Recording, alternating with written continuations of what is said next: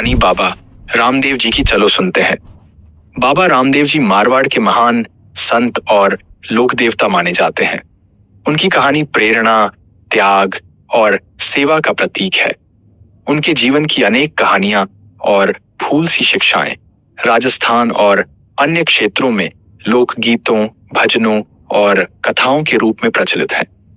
बाबा रामदेव जी का जन्म।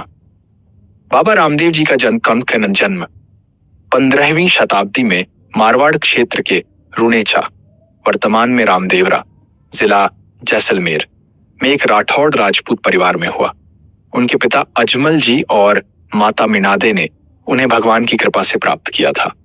बचपन से ही बाबा रामदेव जी में अलौकिक शक्तियां थीं और उन्होंने अपनी दयालुता और सेवा भावना से लोगों का दिल जीत लिया। गरीबों और पीड़ितों के रक्षक बाबा रामदेव जी ने हमेशा जाति पाति और धर्म की दीवारों को तोड़कर सभी को एक समान मानने की शिक्षा दी। उन्होंने गरीबों, दलितों और पीड़ितों के लिए अपने जीवन को समर्पित कर दिया। वे अपनी अलौकिक शक्तियों से लोगों के कष्ट दूर करते थे। उनकी यह भावना उनके अनुयायियों के बीच अत्यधिक प्रसिद्ध हो गई। पलाश के फूल की कहानी। एक कथा के अनुसार बाबा रामदेव जी के गांव में एक गरीब महिला रहती थी जिसके पास खाने के लिए कुछ नहीं था। एक दिन वह बाबा रामदेव जी के पास अपनी समस्या लेकर गई। बाबा रामदेव जी ने उसे पलाश के सूखे फूल दिए और कहा, इन्हें संभाल कर रखना। महिला को लगा कि इनसे क्या होगा, लेकिन उसने बाबा की बात मान ली।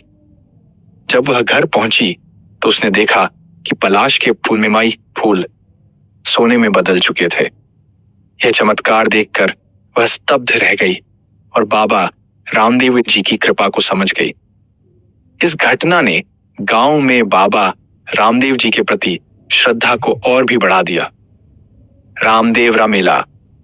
बाबा मुसम्मदी बाबा रामदेव जी की समाधि रामदेवरा में है, जहां हर साल लाखों श्रद्धालु दर्शन करने आते हैं।